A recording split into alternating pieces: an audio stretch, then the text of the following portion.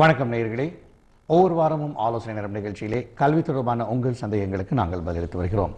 இன்னைக்கு அதாவது நீங்கள் பார்க்குற இன்னைக்கு இந்த நிகழ்ச்சியில் வந்து ஸ்பெஷல் அப்படின்னோம்னா என்ன பாடத்தை பற்றி பார்க்க போகிறோம்? உளவியல், அதாவது சைக்காலஜி.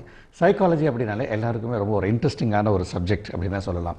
அதாவது அதில் வரக்கூடிய சில டெக்னிக்கல் டேர்ம்ஸ்ன்னு சொல்லுவாங்க. அதாவது ஹிப்னாட்டிசம், சைக்காலஜியில் இதெல்லாம் வந்து ஹிப்னாட்டிசம்னா மக்கள் நினச்சிக்கிறாங்க எல்லாமே யாரையும் வேணால் ஹிப்னடைஸ் பண்ணிக்கலாம், இந்த சைக்காலஜி படித்தா பண்ணிக்கலாம், அப்படியெல்லாம் இல்லை அப்படிங்கிறத.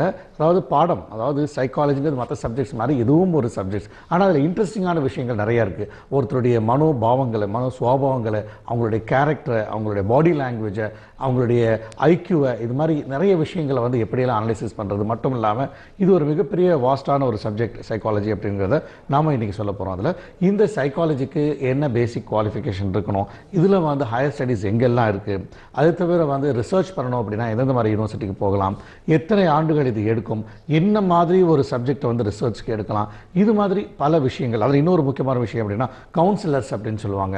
இந்த கவுன்சிலர்ஸ், சைக்காலஜி படித்தவங்க எல்லாமே கவுன்சிலர்ஸ் ஆக முடியுமா, இந்த கவுன்சிலிங்க்குன்னு சொல்லி தனி படிப்பு இருக்கா, இது மாதிரி பல விஷயங்களை உங்களுக்காக சொல்கிறதுக்காக நம்மிடையே ஒரு அனுபவம் வாய்ந்த பேராசிரியை டாக்டர் உஷா ராணி நம்மிடையே இருக்கிறாங்க. இவங்க வந்து WCC கல்லூரி, அதாவது மகளிர் கிறிஸ்துவ கல்லூரியில் வந்து பேராசிரியையாக பணியாற்றிட்டு இருக்காங்க.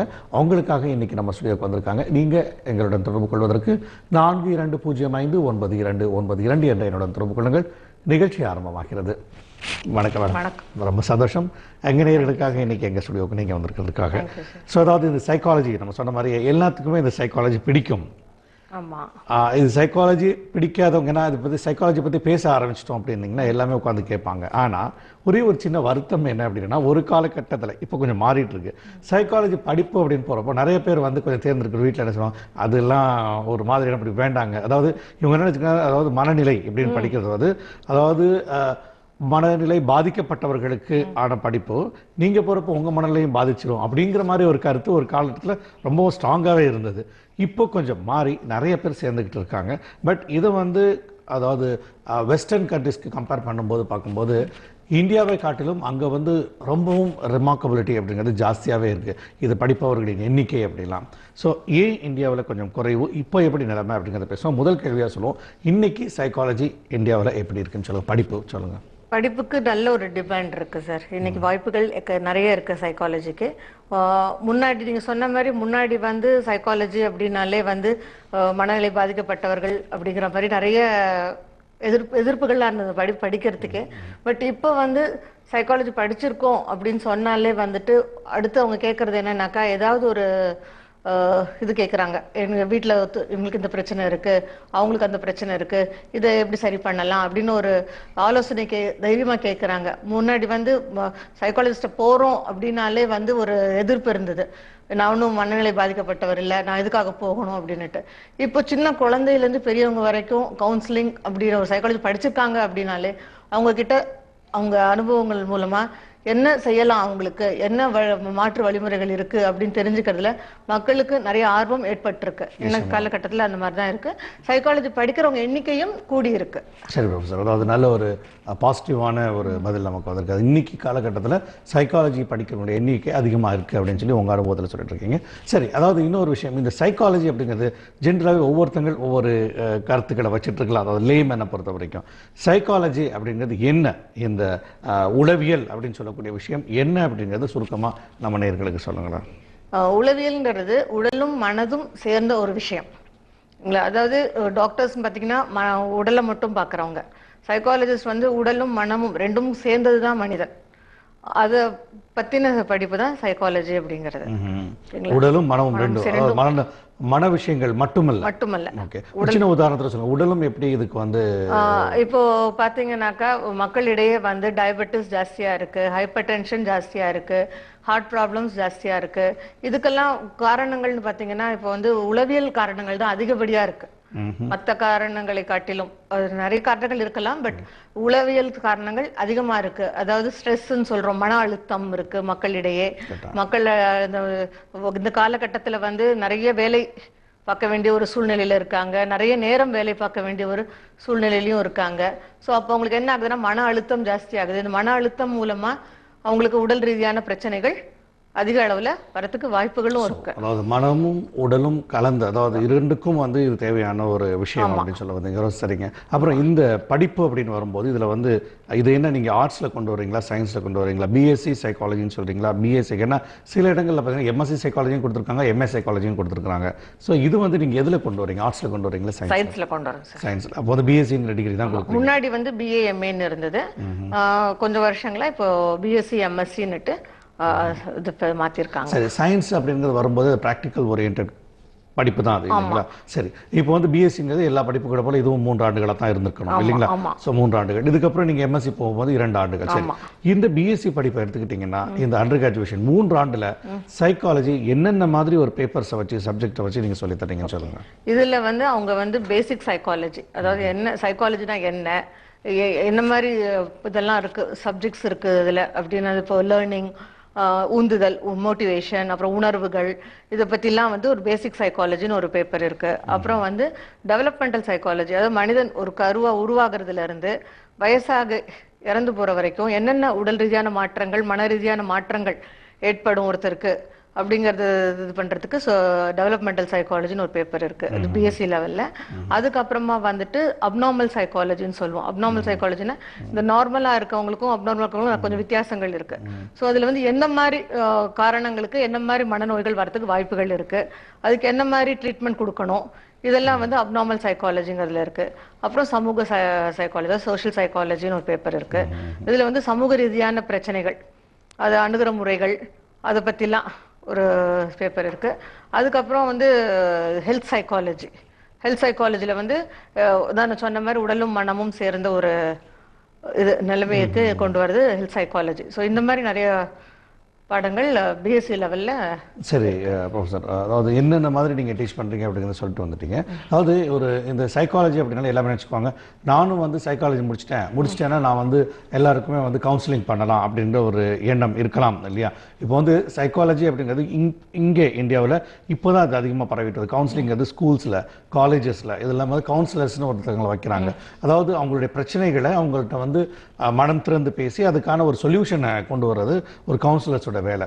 இது வந்து சைக்காலஜிஸ்டுக்கும் இந்த கவுன்சிலருக்கும் என்ன வித்தியாசம்? சைக்காலஜிஸ்ட்ங்கிறவங்க வந்து ப்ரொஃபஷனலா பிஎஸ்சி எம்எஸ்சி சைக்காலஜியில் படிச்சுட்டு ஏதோ ஸ்பெஷலைசேஷன் பண்ணியிருப்பாங்க சார். இப்போ ஸ்கூல் கவுன்சிலிங் அப்படின்னு எடுத்துக்கிட்டிங்கன்னா குழந்தைகளுக்கான பிரச்சனைகள் என்னென்ன இருக்கும், அந்த பிரச்சனைகளை எப்படி தீர்க்க முடியும் அப்படிங்கிறதுக்கான வழிமுறைகள் படிச்சுட்டு, அது பிஹேவியர் மாடிஃபிகேஷன். எம்எஸ்சியில் பார்த்தீங்கன்னாக்கா பிஹேவியர் மாடிஃபிகேஷன்ட்டு ஒரு ப்ரோக்ராம் இருக்கு. அந்த ப்ரோக்ராம்ல வந்து எந்தெந்த மாதிரி நடத்தைகள், என்னென்ன மாதிரி பிரச்சனைகள் வரும், எந்தெந்த வயசுல என்னென்ன மாதிரி பிரச்சனைகள் வரும், அந்த பிரச்சனைகளை எப்படி தீர்க்க முடியும், அதற்கான வழிமுறைகள், ஒரு டெக்னிக்ஸ் எல்லாம் இருக்கு. ஸோ அது வந்து சைக்காலஜி, எம்எஸ்சி சைக்காலஜி படிச்சவங்க வந்து இந்த மாதிரி உளவியல் ரீதியா சொல்ல முடியும். பட் ஜென்ரலா சைக்காலஜி, ஜென்ரலா கவுன்சிலிங் பண்றவங்கன்னு சொல்றீங்க இல்லையா, அவங்களுக்கு பாத்தீங்கன்னாக்கா அப்ரோச் வந்து வேற மாதிரி இருக்கும். ஒரு ப்ரொஃபஷனலுக்கும் அவங்களுக்கும் இதுதான் வித்தியாசம். என்ன வேறுபாடு? இப்போ பார்த்தீங்கன்னா கவுன்சிலர்ஸும் நீங்கள் அதே தீர்வை தான் கொடுக்குறீங்க. ஒரு கணவன் மனைவியுடைய இடையில இருக்க பிரச்சனைகளாக இருக்கட்டும், ஒரு மாணவன் தேர்வில் வந்து தோல்வி அடைஞ்சிட்டான், அதுக்கான தற்கொலை முயற்சி பண்ணியிருக்கான் அப்படிங்கிறப்போ அவங்களுக்கு கொடுக்குற கவுன்சிலிங்கும் வந்து கவுன்சிலர்ஸ் கொடுக்குறதுக்கும் சைக்காலஜிஸ்ட் கொடுக்குறதுக்கு என்ன? சைக்காலஜிஸ்ட் கொடுக்கும்போது இதுல வந்து இது இருக்கும், அவங்களுக்கு ஒரு டெக்னிக்ஸ் ஃபாலோ பண்ணுவாங்க. வெறுமா பேச்சுல மட்டும் உங்களை சரி பண்ண மாட்டாங்க. மனசளவுல என்னென்ன அவங்களுக்கு பாதிப்புகள் ஏற்பட்டிருக்குங்கிறத கண்டுபிடிக்கிறதுக்கு கொஞ்சம் டெக்னிக்ஸ் இருக்கு உளவியல்ல. சோ அந்த டெக்னிக்ஸ் மூலமா கண்டுபிடிச்சு அதுக்கு அது கொடுப்பாங்க. Testing, psychological testing. அதாவது என்ன மாதிரி மனநிலையில பாதிக்கப்பட்டிருக்காங்க, குழந்தை வளர்ப்பு முறையில பிரச்சனைகள் இருக்கா, அதாவது அந்த அடித்தள பிரச்சனை என்னங்கிறத சைக்காலஜிஸ்ட் கண்டுபிடிச்சிட முடியும். இப்போ இந்த கிராஸ் ரூட் லெவல், அதாவது அடித்தளத்துல நிறைய பிரச்சனைகள் இருக்கும். ஒரு குழந்தை வளர்க்கப்படுற முறையிலேயே நிறைய பிரச்சனைகள் சந்திக்க வேண்டியிருக்கு ஒரு குழந்தை. ஸோ அதெல்லாம் கூட காரணமா இருக்கும். பிற்காலத்துல குடும்பத்துல பிரச்சனை வரத்துக்கோ, இல்லாட்டினாக்கா அந்த படிப்புல கவனம் செலுத்தாம இருக்கிறதுக்கோ. ஸோ அது என்னங்கிறத கண்டுபிடிச்சிக்கிறதுக்கு எங்களுக்கு வந்து நிறைய டெக்னிக்ஸ் நாங்க ஃபாலோ பண்றோம் சைக்காலஜில. ஸோ அதுல வந்து நிறைய பரிசோதனைகளும் பண்ணுவோம். இப்போ ஐக்யூ டெஸ்டிங் இருக்கு, அப்புறம் ஆளுமை அவங்க எப்படிப்பட்ட பர்சனாலிட்டி அப்படிங்கிறதுக்கான கிரியேட்டிவிட்டி கிரியேட்டிவிட்டி மட்டும் இல்லை சார், நிறைய அவங்க என்ன மாதிரி பர்சனாலிட்டி. இப்போ வந்து ஒரு குழந்தைய பார்த்தீங்கன்னா அவுட் ஸ்போக்கன் நல்லா பேசுறவங்களா இருப்பாங்க, கலகலன்னு பேசுறவங்களா இருப்பாங்க. இன்னொரு குழந்தைய எடுத்துக்கிட்டிங்கன்னா எதுவுமே பேசாம தனிமைப்படுத்திக்கிட்டு தனிமையில இருக்கிற குழந்தையா இருக்கலாம். அதெல்லாம் வந்து ஒரு 13 வயசுல இருந்து தெரிய ஆரம்பிக்கும் அவங்களுடைய. இப்போ ஒரு சின்ன குழந்தையில வந்து இந்த மாற்றங்கள் ரொம்ப பார்க்கறது கிடையாது பெற்றோர். கொஞ்சம் பெரியவங்களாக அதை கவனிக்க ஆரம்பிக்கும். நம்ம குழந்தைக்கு ஏதோ பிரச்சனை இருக்கு அப்படிங்கறத புரிஞ்சுக்க ஆரம்பிப்பாங்க. அது வந்து சைக்காலஜிஸ்ட் கிட்ட வந்தாக்கா எந்த லெவல்ல அவங்க பாதிக்கப்பட்டிருக்காங்க, அந்த எந்த வயசுல அந்த பிரச்சனைகள் வந்திருக்கு அப்படிங்கறத தெரிஞ்சுக்கிட்டு அதற்குரிய ஒரு ட்ரீட்மெண்ட் கொடுக்கறதுக்கு இதுவா இருக்கும். சரி ப்ரொஃபசர், அதாவது கவுன்சிலிங்க்கும் ஒரு சைக்காலஜிஸ்ட்க்கும் உள்ள வித்தியாசம் சொன்னீங்க. இந்த சைக்காலஜிஸ்ட் அப்படிங்கிறது யாரெல்லாம் வந்து போஸ்ட் கிராஜுவேஷன் முடிச்சவங்க எல்லாம் சைக்காலஜிஸ்ட்னு சொல்லிடலாமா? சைக்காலஜிஸ்ட் அப்படின்னாக்கா போஸ்ட் கிராஜுவேஷன் முடிச்சிருக்கணும் கட்டாயமா. But at the same time specialise பண்ணிக்கணும். இப்போ ஒரு கவுன்சிலிங் சென்டர் தனியா ஆரம்பிச்சு பண்ணணும் அப்படின்னாக்கா அதுக்கு வந்து அவங்க வந்து குறிப்பிட்ட ஒரு இதுல இப்போ ராமச்சந்திரா மெடிக்கல் யூனிவர்சிட்டியில கிளினிக்கல் சைக்காலஜி இருக்கு. ஸோ அதுல வந்து அவங்க எம்ஃபில் பண்ணாக்கா அவங்க வந்து கிளினிக்கல் சைக்காலஜிஸ்ட இது பண்ண முடியும். பட் ஜென்ரலா சைக்காலஜிஸ்ட், கேரியர் கவுன்சிலர்ஸ் அந்த மாதிரினாக்கா அதுக்கு வந்து எம்எஸ்சி இருந்தா போதும். சரி, அதாவது இன்னைக்கு இந்த நிகழ்ச்சியுடைய சிறப்பு அப்படின்னா நேயர்கள் என்ன மாதிரி கேள்வியெல்லாம் கேட்கலாம் அப்படின்னா, நான் வந்து சைக்காலஜி படிக்கணும்னு நினைக்கிறேன், எந்தெந்த மாதிரி யூனிவர்சிட்டியில் சைக்காலஜி இருக்கு, நான் வந்து படிச்சது வந்து இன்னொரு டிகிரி படிச்சிருக்கேன், பிஎஸ்சி கெமிஸ்ட்ரி ஃபிசிக்ஸ். நேர்களை உங்களுக்காக தான் இது என்ன மாதிரி கேள்விகளை நீங்கள் எங்களை கேட்கலாம் அப்படிங்கிறதுக்காக. அதாவது நான் ஃபிசிக்ஸ் படிக்கிறேன், கெமிஸ்ட்ரி படிக்கிறேன், நான் இப்போ போஸ்ட் கிராஜுவேஷன் சைக்காலஜி பண்ண முடியுமா, எங்கெங்கெல்லாம் இருக்குது, அப்புறம் வந்து பிஜி டிப்ளமா இன் சைக்காலஜின்னு இருக்குது, அதை நான் படித்தா கவுன்சிலிங் பண்ண முடியுமா, இது மாதிரி பல விஷயங்களை நீங்கள் கேட்கலாம். என்ன அனுபவம் வாய்ந்த பேராசிரியர். இவங்களை பற்றி சொல்லணும்னா, அதாவது இவங்க போலீஸ் ட்ரைனிங், அதாவது அந்த போலீஸ் பிரிவுகளுக்கு வந்து சைக்காலஜிக்கல் ட்ரைனிங்காக இவங்க கிளாஸ் எடுத்தவங்க. ஸோ இது மாதிரி அனுபவம் வாய்ந்தவங்க நம்மகிட்ட இருக்காங்க. இது தொடர்பான கேள்வியை நீங்கள் கேளுங்க. சரி, நம்ம தொடர்ந்து பேசும்போது இன்னொரு விஷயம், சைக்கியாட்ரிஸ்ட்ங்கிற ஒரு வார்த்தையை பயன்படுத்துவோம் இல்லைங்களா? இந்த சைக்கியாட்ரிஸ்ட் அப்படிங்கிறவங்களும் இதே பிஎஸ்சி எம்எஸ்சி படிச்சவங்கள சைக்காட்ரிஸ்ட்னு சொல்வீங்களா? இல்ல, அவங்க வந்து மெடிக்கல் டாக்டர்ஸ். சரிங்க. எம்பிபிஎஸ் முடிச்சிட்டு அதுக்கு மேல ஸ்பெஷலைஸ் பண்றவங்கள தான் வந்து சைக்காட்ரிஸ்ட்னு சொல்லுவோம். சைக்காலஜிஸ்ட்ங்கிறவங்க வந்து எம்எஸ்சி சைக்காலஜி முடிச்சிட்டு அதுக்கு மேல ஸ்பெஷலைஸ் பண்றவங்கள சைக்காலஜிஸ்ட் சொல்லுவோம். இவங்க ரெண்டு பேத்துக்கும் உள்ள வித்தியாசம் என்ன? அவங்க வந்து மருந்துகள் பிரிஸ்கிரைப் பண்ண முடியும். சைக்காட்ரிஸ்டுக்கு வந்து மருந்துகள் கொடுக்கறதுக்கு அவங்களுக்கு அங்கீகாரம் இருக்கு. ஸோ இப்போ ஒரு மன அழுத்தம் அப்படின்னாக்கா அவங்க அதுக்கு தேவையான மருந்துகள் கொடுப்பாங்க. ஆனா இவங்க சைக்காலஜிஸ்ட் வந்து அவங்கள பரிசோதனை பண்ணதான் முடியுமே தவிர, பரிசோதனை பண்ணிட்டு இது மாதிரி இவங்களுக்கு டெக்னிக்ஸ் கொடுத்து இது பண்ண முடியுமே தவிர, மற்றபடி மருந்துகள் கொடுக்கறதுக்கான அங்கீகாரம் சைக்காலஜிஸ்ட்க்கு கிடையாது. ஓகே, அதாவது சைக்கியாட்ரிஸ்ட் அப்படிங்கிறவங்க எம்பிபிஎஸ் முடிச்சுட்டு அதை வந்து கிளினிக்கல், அதாவது மருத்துவ ரீதியாக ட்ரீட்மெண்ட் பண்ணக்கூடியவங்க. சைக்காலஜிஸ்ட் அப்படிங்கிறவங்க மருந்து கொடுக்க முடியாது, மெடிசன் முடிச்சுட்டு அதுக்கு மேல ஸ்பெஷலைஸ் பண்ணணும். அவங்க சைக்கியாட்ரிஸ்ட் இல்ல, சைக்காலஜிஸ்ட் அப்படிங்கிறவங்க அவங்க வந்து சாதாரண பிஎஸ்சி எம்எஸ்சி முடிச்சுட்டு, அதாவது இவங்க வந்து அந்த பிரச்சனையை எப்படி தீர்வு காணுவாங்கன்னா மருந்து இல்லாமல் இல்லைங்களா, ப்ரெஸ்கிரைப் பண்ண முடியாது. அதான் ரெண்டு வித்தியாசம். அவங்க டாக்டர்ஸ், இவங்க வந்து கவுன்சிலர்ஸ் மாதிரி கிட்டத்தட்ட. ஓகேங்களா, சரிங்க. அதாவது இந்த படிப்பை நம்ம எடுத்துக்கிட்டோம்னா அந்த சைக்காலஜியில் நீங்கள் சொன்னீங்க பல உட்பிரிவுகள் இந்த இதில் இருக்குது அப்படின்னு சொல்லி. இதுலேயும் பார்த்தீங்கன்னா டிப்ளமா ஷார்ட் டேர்ம் கோர்சஸ்லாம் வர ஆரம்பிச்சிருச்சு. ஸோ இதில் என்னென்ன ஏதாவது பிஜி டிப்ளமா இன் கவுன்சிலிங் இருக்குது, வேறு என்னென்ன மாதிரி ஷார்ட் டேர்ம் கோர்சஸில் இருக்குது? பிஜி டிப்ளமோ இண்டஸ்ட்ரியல் சைக்காலஜி இருக்குது, பிஜி டிப்ளமோ இன் ஹெச்ஆர் இருக்குது, ஹியூமன் ரிலேஷன்ஸ் இருக்குது. ஸோ இந்த மாதிரி நிறைய பிரிவுகள்ல இருக்கு. இப்போ ஸ்லோ லேர்னர்ஸ்லாம் இருக்காங்க இல்லையா, அவங்களுக்கான ஸ்பெஷல் எஜுகேஷன் கோர்சஸ்லாம் இருக்கு. ஸோ இது டிப்ளமோ கோர்சஸ் இது மாதிரி நிறைய ஆஃபர் பண்றாங்க.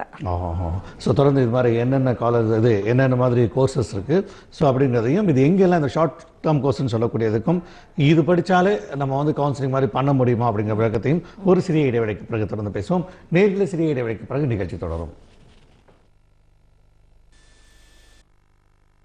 நேர்களை இடைவெளிக்கு பிறகு மீண்டும் உங்களை சந்திப்பதில் மிக்க மகிழ்ச்சி. அதாவது நீங்கள் எங்களுடன் தொடர்பு கொள்வதற்கு 42059292 மீண்டும் சொல்கிற நம்பரை 42059292 என்ற இடத்துல தொடர்பு கொள்ளுங்கள். ஸோ இன்னைக்கு நம்ம கூட வந்து உஷா ராணி, டாக்டர் உஷா ராணி வந்திருக்காங்க. இவங்க பேராசிரியை WCCலேருந்து டிபார்ட்மெண்ட் ஆஃப் சைக்காலஜிலேருந்து வந்திருக்காங்க. நீங்கள் உங்களுடைய சந்தேகங்களை கேட்கலாம். ப்ரொஃபஸர் நம்ம பேசிட்டு இருந்தோம், அதாவது இன்னொரு இதில் வந்து ஷார்ட் டேர்ம் கோர்சஸை பற்றி நம்ம பேசிட்டு இருந்தோம். என்னென்ன மாதிரி ஷார்ட் டேர்ம் கோர்சஸ் இதில் இருக்குது? பிஜி டிப்ளமோ இருக்கு. PG diploma in counselling psychology, counselling and psychotherapy, அப்புறம் வந்து human relations, PG diploma in human relations, இந்த மாதிரி கோர்சஸ்லாம் இருக்கு. ஸோ இதில் வந்து எங்கள் காலேஜில் வந்து நாங்கள் சர்டிஃபிகேட் கோர்ஸ் இன் ஹியூமன் ரிலேஷன்ஸ், டிப்ளமோ கோர்ஸ் இன் human relations, advance diploma course இன் ஹியூமன் ரிலேஷன்ஸ், இதெல்லாம் யூஜிசி. உங்களுடைய அந்த WCCல என்னென்ன மாதிரி கோர்சஸ்? WCCல வந்து தொடர்ந்து பேச முடியும். நமக்கு ஒரு நேயர் வந்திருக்காங்க. ஹலோ, வணக்கம். ஹலோ, வணக்கம். வணக்கம் சார். சார், நான் வெங்கடேஷ், ஆழ்வார்பேட்ல இருந்து பேசுறோம். சொல்லுங்க வெங்கடேஷ். சார், ஹலோ, வணக்கம் சார். நான் வெங்கடேஷ், ஆழ்வார்பேட்ல இருந்து பேசுறேன். வெங்கடேஷ் கேக்குது, சொல்லுங்க, கேள்வி கேளுங்க. சார், இப்போ போலீஸ் டிபார்ட்மெண்ட் இருக்காங்கல்ல சார், ஆமாங்க, அவங்க கிரிமினல்ஸை பாக்குறதுலயே வந்து அந்த சைக்காலஜிஸ்ட் அப்ளை பண்ணி பார்த்தாலே அது எவ்வளவோ வந்து இந்த ப்ரெஷர், அந்த இதெல்லாம் டார்ச்சர்லாம் கொஞ்சம் குறையுமே. அது பண்ணா நல்லா இருக்குமே. இவங்க வந்து டாக்டர், இப்ப ப்ரொஃபசர் பேசுறத பார்த்தா அந்த சைக்காலஜிஸ்ட் ஒவ்வொரு லெவலும் வந்து இந்த குழந்தைங்க சின்ன வயசுல இருந்து 13 வயசு வரைக்கும் அந்த லெவலு, அதுக்கப்புறம் தான் தெரிய வரும் அந்த இதெல்லாம் சொல்றாங்க. அதுல இந்த எக்ஸ்போஷரை பாத்தீங்கன்னா நம்ம இந்த போலீஸ் டிபார்ட்மெண்ட்ல குறிப்பா வந்து இந்த அக்யூஸ்டிங்ல அவங்களெல்லாம் வந்து இது பண்றது வந்து சில பேர் ஜெயிலே இறந்து போயிடறாங்க, சில பேர் அங்கே கஷ்டப்படுறாங்க, இங்கே கஷ்டப்படுறாங்க. அந்த இதெல்லாம் வந்து கொஞ்சம் மேக்ஸிமம் மினிமைஸா இந்த இதுல வந்து இந்த சைக்காலஜி மூலமா நம்ம ட்ரீட்மெண்ட் பண்றதுனால அது ஓரளவுக்கு, ஏன்னா நீங்க போலீஸ் கூட ட்ரைனிங் எடுத்திருக்காங்க அப்படின்னு சொன்னீங்க, அதனால இது விஷயமா ஏதாவது சொல்ல முடியுமா? சோ தட் போலீஸ்காரங்களுக்கு கூட கொஞ்சம் யூஸ்ஃபுல்லா இருக்கும் அவங்க சொல்ற இந்த இதுல. அதாவது ரொம்ப நன்றி உங்களுடைய கேள்விக்கு. இன்னைக்கு நிகழ்ச்சி அதுக்கு பெரும்பாலும் நம்ம படிப்பு எங்கெங்க மாதிரி இந்த கோர்சஸ் எல்லாம் இருக்கு, எப்படி படிக்கலாம்னு பார்த்துட்டு இருக்கோம். இருந்தாலும் உங்க கேள்விக்கு உங்க ட்ரைனிங் கொடுத்துருக்காங்கன்றதுனா கிட்டத்தட்ட இப்போ நீங்களும் வந்து இவர் சொல்ல வர பாயிண்ட் என்னன்னா, போலீஸ் டிபார்ட்மெண்ட்ல இருக்கிறவங்களுக்கும் அது தொடர்பான இவர் எதிர்பார்க்குற, அதாவது எப்படியெல்லாம் பழக வேண்டும்ங்கிற மாதிரி ட்ரைனிங்கை தானே நீங்கள் கொடுத்துட்டு இருக்கீங்க. ஓகேங்க. ஏன்னா அவர் என்ன எதிர்பார்க்குறாருன்னா, இன்னும் இந்த ட்ரைனிங்ல வந்து மாறுதல்கள், வித்தியாசங்கள் இருந்தால் வந்துட்டு இருக்கு இப்போ ஆக்சுவலா. ஏன்னாக்கா இப்போ